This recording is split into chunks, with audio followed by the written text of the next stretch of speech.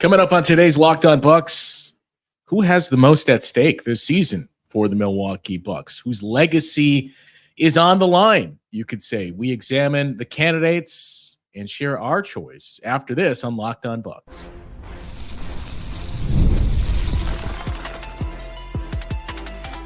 You are Locked On Bucks, your daily Milwaukee Bucks podcast, part of the Locked On Podcast Network, your team every day. Welcome into Locked On Bucks. I'm Justin Garcia, joined as always by Camille Davis. We thank you for making Locked On Bucks your first listen each and every day. We're free and available wherever you get your podcasts. You can find us on YouTube as well, all part of the Locked On Podcast Network, your team every day. Today's Locked On Bucks brought to you by Game Time. Download the Game Time app, create an account, and use the code LOCKEDONNBA to score $20 off your first purchase. Camille, as we said at the top here, and you can see from the episode title, this one is taking a look at the importance of this upcoming season. We've talked about whether or not the Bucks are viewed as contenders and if they should be.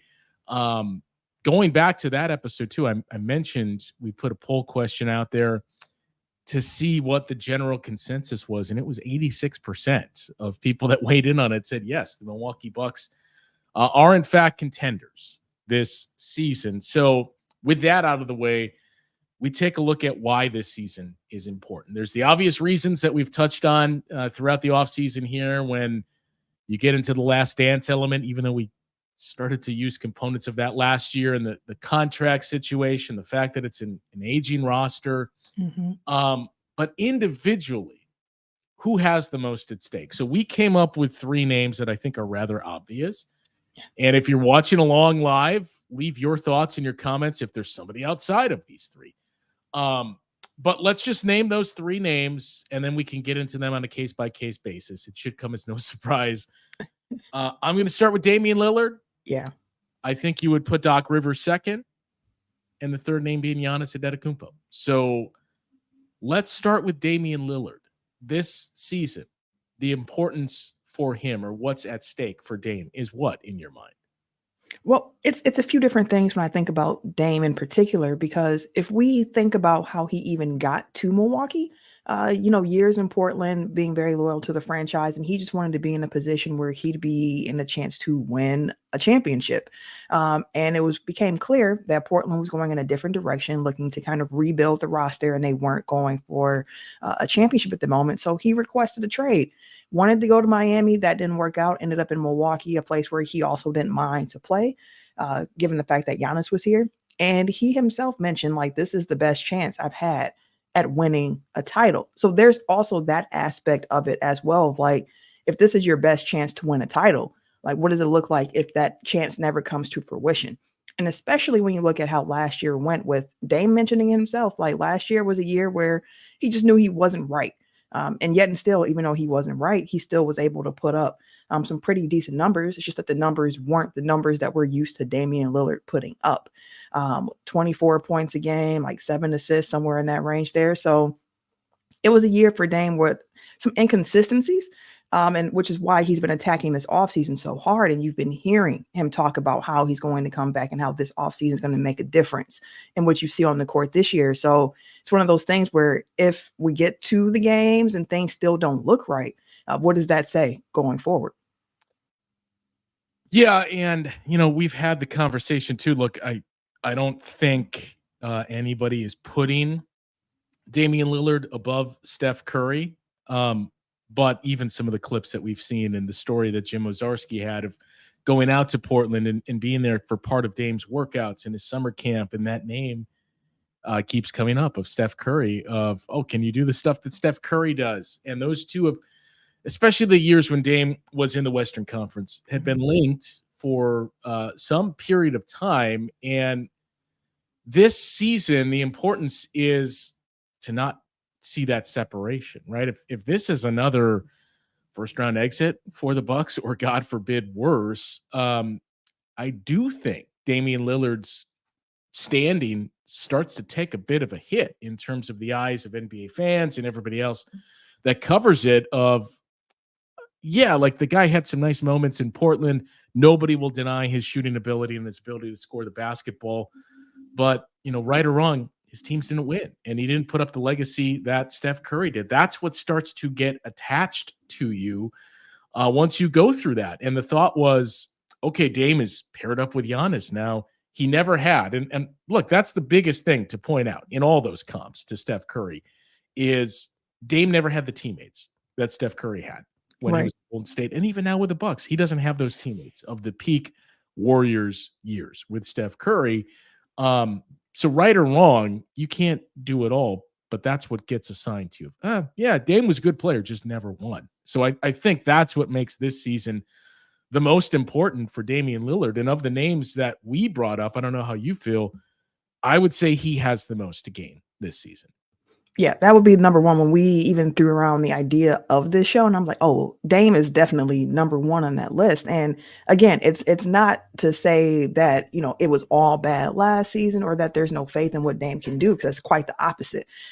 That's why the expectations are so high for Dame, because people have seen him do it and they expect more of him. And once you put that on tape, that I can perform at this level consistently, people expect it.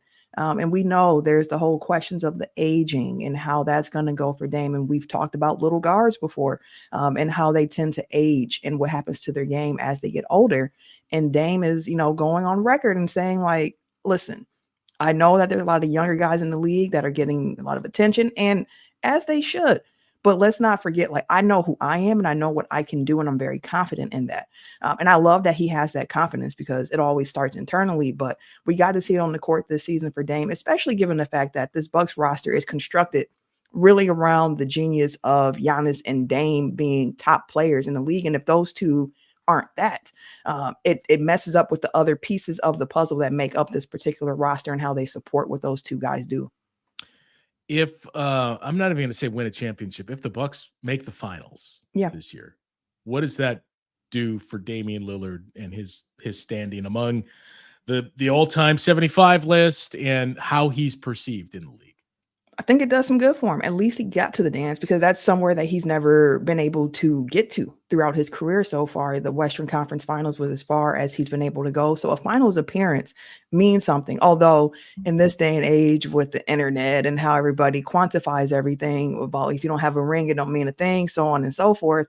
I'm not sure for like the general sports debatey, online conversation, how much that actually aids to his case or to his legacy. But I think for a lot of people who just look at the game a little bit more logical, a little bit more grounded, can at least acknowledge like he made it to a finals. Of course, no, that's not the goal here. The goal isn't just to make it to the finals, it's to win a championship. So there's that aspect to it. But I think just getting to the finals is like getting that first monkey off your back, so to speak. I mean, I think about someone like Chris Paul too, who when he got to the finals, he made the comment of like, I'm addicted to the finals now. And ever since then, we haven't been able to see him there. And as he's continued to get older, the game has declined a little bit for him and the role has changed for Chris Paul. So you definitely don't want to end up in a situation with Damian Lillard where it's like, okay, we're trying to get back to there. But as the years continue to go on, you're losing some of what made him as special of a player as he was. So there's two other obvious candidates for this. And I suppose there's an interesting write-in option as well that we'll get into coming up after this on Locked On Bucks. Passion, drive, and patience. That's the formula for winning championships, and it's also what keeps your ride or die alive. eBay Motors has everything you need to maintain your vehicle and level it up to peak performance. Superchargers, roof racks, exhaust kits, LED headlights, and more. Whether you're into speed, power, or style, eBay Motors has you covered. With over 122 million parts for your number one ride or die, you'll always find exactly what you're looking for. And with eBay's Guaranteed Fit, your part is guaranteed to fit your ride every time or your money back. Because with eBay Motors, you're burning rubber, not cash. With all the parts you need at the prices you want, it's easy to make your car the MVP and bring home huge wins. Keep your ride or die alive at ebaymotors.com. Eligible items only. Exclusions apply. eBay Guaranteed Fit only available to U.S. customers. We thank you for making Locked On Bucks your first listen of the day. And for that second listen, we encourage you to check out the Locked On NBA podcast. There's no offseason in the NBA, and Locked On NBA provides daily basketball analysis from national and local experts in 30 minutes or less. No one keeps you as informed and entertained as Locked On NBA, available on YouTube or wherever you get your podcasts, part of the Locked On Podcast Network, your team every day. Those other two names that we mentioned, Camille, were rather obvious, I think. Giannis and Doc Rivers. I would assume we're aligned here. I'm going to slot Doc Rivers next in front of Giannis in terms of who has the most at stake. And I think for Doc, it's very simple. We had those conversations last year, too. It's easy to LOL Doc Rivers and point through everything that he's done. I think the truth is somewhere in the middle where, Doc has pointed out, hey, I got to the spot to be up 3-1.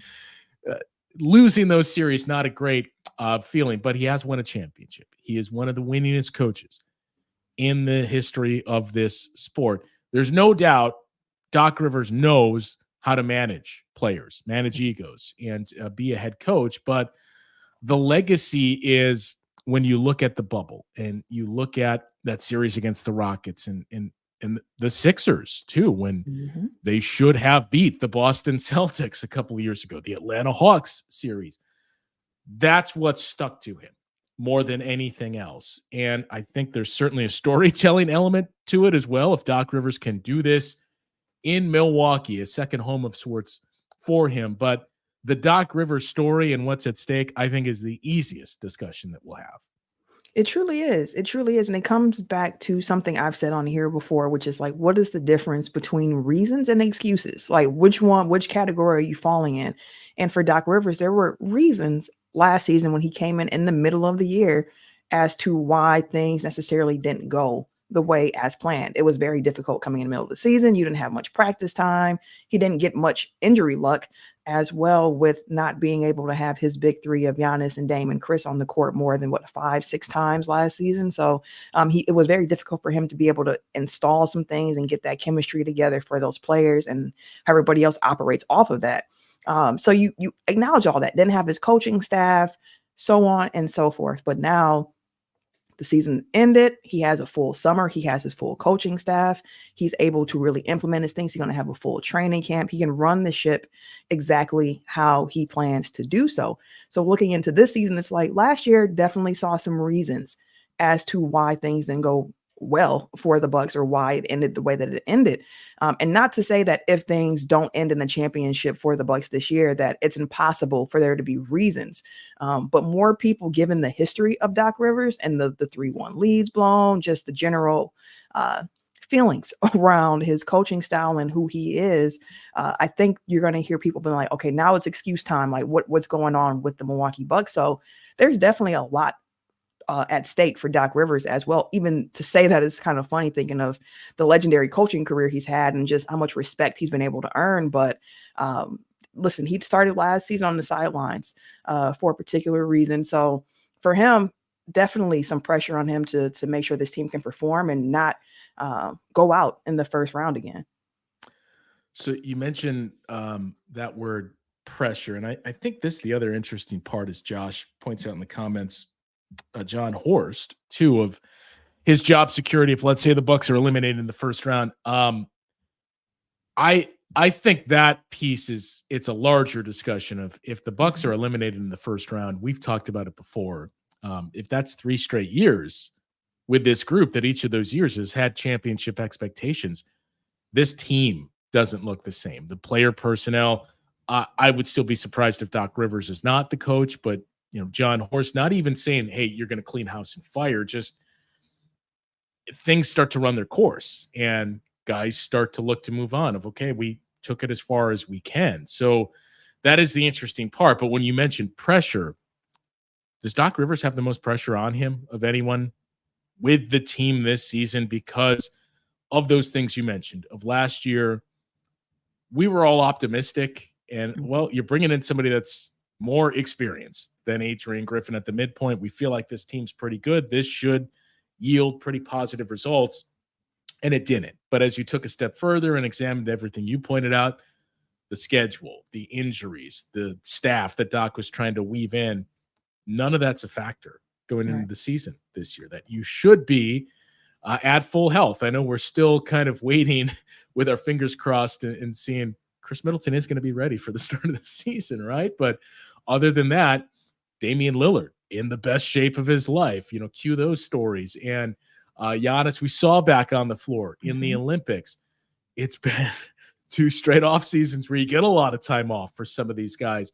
Doc gets a full training camp with the young players, and perhaps most importantly, he has the staff that he wanted in place and a very experienced staff. So knowing all of that, does he have the most pressure on him of anybody associated with the Bucks this season? I think it's fair to say it's either between him or Dame. I would think, just given, as we mentioned in the first segment, the importance of Dame's play for this team to reach the heights that they're looking to get to. But Doc Rivers is that guy who's in charge of making sure that everybody can get to the place that they're supposed to get to, expectation-wise, making sure that they are playing to the best of their abilities, putting players in a position to succeed, making sure the lineups are right, making sure that he's balancing things properly. So I think it's fair to argue that is Doc Rivers as well. And one thing that's really interesting about Doc Rivers, because I've made the joke a few times, like if you would have told me after the Bucks fired Mike Budenholzer that, hey, the head coach that you're going to have going to the playoffs next year is going to be Doc Rivers. And I was like, wait, what? Why? Are you serious? We already have that at home. Right? We got Doc Rivers at home. Why are we doing this? And I saw this morning that The Athletic had an article where Eric Name surveyed Bucks fans just about how they feel about things with the team. And I was actually surprised at how many fans believed in Doc Rivers that at least participated in this particular survey. Most fans believed that the Bucks were right to let Adrian Griffin go. 42% said they were right to do so when they did 43 games into the season. There was 29% of people saying it should have happened sooner. And all in all, only 5% of the survey respondents said like they should never have fired Adrian Griffin. And then the part that really was interesting to me is the fact that 57% of Bucks fans said they were somewhat confident in Doc Rivers, and 7% said they were extremely confident, which leaves that not confident at all mark around like below 40. So it's like a 60-40 split somewhere roughly in there. And honestly, given what I just said, I'm surprised it's even that high because there was so much around Doc Rivers coming to the team and how he came to the team, when he came to the team, and also getting used to a coach with a different style than Bucks fans have gotten used to, with Mike Budenholzer just being more so about my business. And you're not going to hear too much from me outside of my scheduled media appearances with the Bucks. But hearing a lot of Doc Rivers all over the place talking about his experiences. So I think it's a lot at stake for Doc. I was a little surprised at how many Bucks fans are actually seemingly behind Doc Rivers, just given the history and reputation of Doc Rivers at previous stops. But I think, again, that confidence and that many fans believing in that adds to, if he doesn't come through, like it's going to be extremely disappointing if he doesn't live up to his end of the bargain. Yeah, it's all those things have been knocked out, as we mentioned, that it's set up of, okay, everything that you asked for, we've given it to you. Outside of health, which is something that nobody can really provide. John Horst can't do that, but we've upgraded the roster. We've given you experienced coaching staff. You've gotten more time with these young players. So all of those things should be out of the way. And with that, I do think there's a healthy amount of pressure on Doc Rivers this season. But look, we've seen him handle pressure in the past. I think everybody will point to that again, the 3-1 record and his record in those situations, and say, well, he hasn't handled pressure. But there's a little bit of both there. But yeah, I was surprised too, because it seemed like when you rattle off those numbers too and reading that survey in real time, it felt like it was very mixed over the decision to move on from Adrian Griffin. And I think a lot of people looked at the record, and especially as you got into the early portions of the offseason too, when you saw it didn't go as planned. And I think if you were one that was maybe on the fence, you saw it, okay, well, if you're going to talk me into this, it's the fact that Doc Rivers is coached in the playoffs and can do this, so he'll raise the ceiling for this team. And the fact that you didn't see it the general feeling that I got was it still kept that coaching change somewhat positive, but closer to mixed. So seeing these results was a bit surprising to me, which again gives us the sense that Bucks fans are smarter and take the step back, analyze things, review everything that's put in front of them, and then form the opinion there. There's one big name that we do have to touch on here, but also there's a name we didn't bring up that I wonder if we should to a smaller scale. We'll get into that conversation next year on Locked On Bucks. Time to talk to you now about our friends over at Game Time. You've heard Camille and I both mention their ticketing service and the ease of using it, especially as you're traveling around the state, the globe, wherever it is, taking in sporting events, concerts, anything. Game Time is the app that you need to use to get those seats. Here's the reasons why. Let's say you're on a road trip. You're checking off a baseball stadium list, or it's the fall. Maybe it's college football stadiums or NBA arenas. Haven't been in that venue before. You want to see what you're getting into. You can get that from Game Time with a panoramic view from your seat within the app before you buy the tickets. You get the lowest price guarantee as well, where Game Time will credit you 110% of the difference if you find those seats cheaper elsewhere. And best of all, your purchase is covered with the most flexible customer service policy in the ticketing industry. You can also toggle on the all-in pricing feature so you can see that ticket price up front with no sticker shock once you get to checkout. So take the guesswork out of buying tickets with Game Time. Download the Game Time app, create an account, and use the code LOCKEDONNBA for $20 off your first purchase. Terms apply. Again, create an account and redeem that code LOCKEDONNBA, LOCKEDON NBA, to get $20 off your first purchase. Download Game Time today. What time is it? Game Time. So the other name, Camille, is obviously Giannis, and we'll get to that in a second. But that last name that I brought up and said, is there anything here? I don't think there's anything in terms of, so here's where it gets tricky, I suppose. I don't think there's any negative components involved. It's more of how much can he really boost how he's viewed in his standing, and that is Khris Middleton.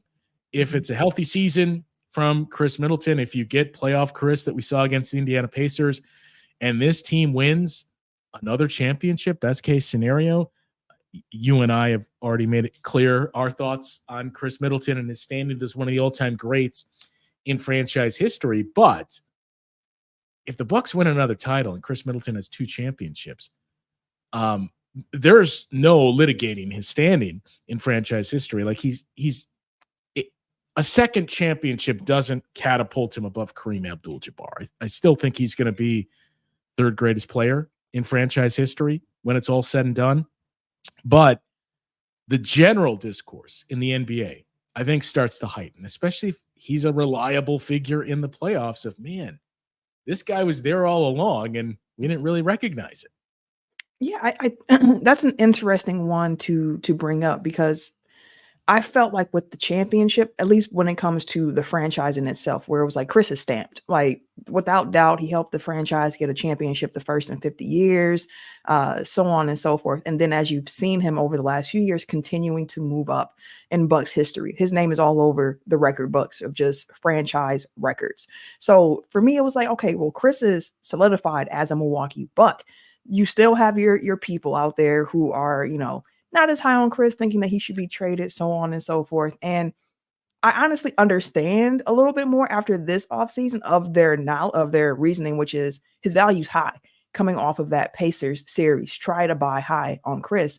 I don't agree with that. I think he's too crucial of a piece for this particular team to offload. But I do think if he has another year where the Bucks do win a championship, that not only boost him again internally with the franchise, but I think for outside Milwaukee Bucks fans and people who follow the franchise closely, it adds to his legacy in that sense as well. Another championship, as you mentioned, a guy who's been here all the time, so on and so forth.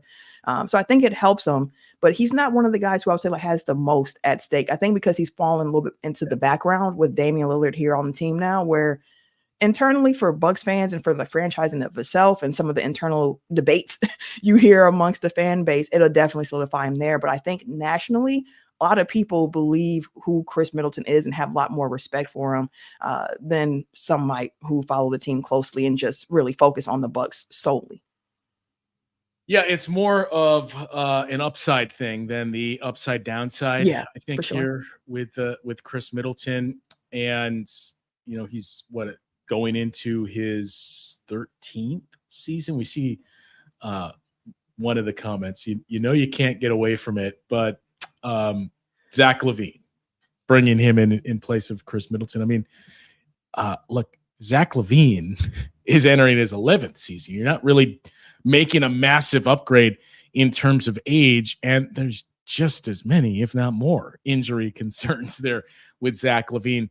Also, not to mention the fact that we've never seen Zach LaVine do it at the level in the playoffs that Khris Middleton has done it. The last name, I feel like we got to be careful before we open up a can of worms and this becomes another Khris Middleton, should they or should they not trade him discussion here. But the last name is Giannis. And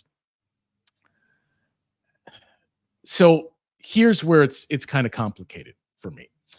Giannis is going to go down viewed as a greater player in this sports history than Damian Lillard will. But I think the tricky part here is nobody's denying the greatness and his standing. And this isn't you or I labeling this and placing this on him, but 3 straight first-round exits changes the narrative and the discourse on players. And it all of a sudden becomes, that he got one, but maybe we should examine that one a little more. And you start to hear some of it immediately after the finals, too. It wasn't the bubble championship, but it was the COVID year championship, and we're going to discount that a little bit. So I think that's what's at stake for Giannis this season, is a disappointing season. And look, it was through no fault of Giannis last year. As we talked about, his numbers were fantastic. In the playoffs, you didn't have him. So it's tough to hold that against him. You can't hold it against him and say, well, Giannis lost in the first round. He didn't participate in that series. Mm-hmm. It's not how it works, though. It's going to be held against him. And a third straight year of that, you start to take some hits and dings nationally and in that type of discourse, and you just get lost in the shuffle. And we move on to, well, Jokic was always better. If Embiid reaches the conference finals, Embiid, he's just as good as Giannis. And we move on to Wemby and younger players. So I think that's the challenge of really what's at stake for Giannis this season. Yeah, I think that's really fair for Giannis, especially just because he's getting older. Like, we've been so used to when the surveys come out of like, oh, which player would you want to build your team around? We've gotten so used to seeing Giannis's name there because we're so used to him being this younger player. But Giannis is a big vet in the NBA right now, and he's continuing to get older, and you're starting to hear conversations around his game and how is his game going to age as he continues to get older and athleticism wanes from Giannis, so on and so forth. And for Giannis this season, I think for him it's just to, again, show everybody like, I'm still Giannis. I can do what I do. There are people who for years have wanted Giannis's game to change. Not necessarily add to, but literally change the way that he plays the game. I saw recently Charles Barkley was saying, Giannis can't keep going 1 against 5 and things of that sort, which I get what your point is of saying, like, try to find the mismatch there. But like, Giannis's dominance comes from him being elite around the basket. So there are questions as he continues to get older of how will that dominance continue to age along with him? Because I think some people think it's just straight dunks every time. But as we've seen over the years, like, his touch around the rim has gotten so much better. Like, it's not all dunks. It's some finesse in there as well. He just has crazy body control. He can finish with either hand. And it's people know what he wants to do and they still can't stop him. So like, the question is, how does his game continue to age? And I think for Giannis in this particular season coming up, a lot of the questions have been around Dame and how he's going to acclimate and what that looks like. So a question for Giannis as well is like, what do his numbers look like with this team fully integrated the way that Doc wants to run it? So I don't know. Giannis is an interesting one where it's like there are some things at stake for him, but not at the same levels, I think, for a Dame or a Doc. But like, it's in the background for Giannis for sure. Yeah, it's there's a lot that's, I think, at stake for multiple players on this team, multiple personnel on this team. As we already mentioned, the name of Doc Rivers and John Horst, we didn't get into, but look, nobody is. If this team loses in the first round, if this team doesn't make the playoffs for some Yeah. reason, no one is going to be unimpacted, right? Like, this is going to be a very, very different team next season, and that's the pressure that comes with this. It's also what makes this a very intriguing season, that it has the last dance components. But even if this team succeeds, and even if this Bucks team wins a championship this season, it's a very intriguing season just because of the makeup of this group and some of the contract situations of, look, best case scenario, this team is going to look different next year anyway. So this is kind of a enjoy it while you have it, because we don't know what this is going to look like. 12 months from now.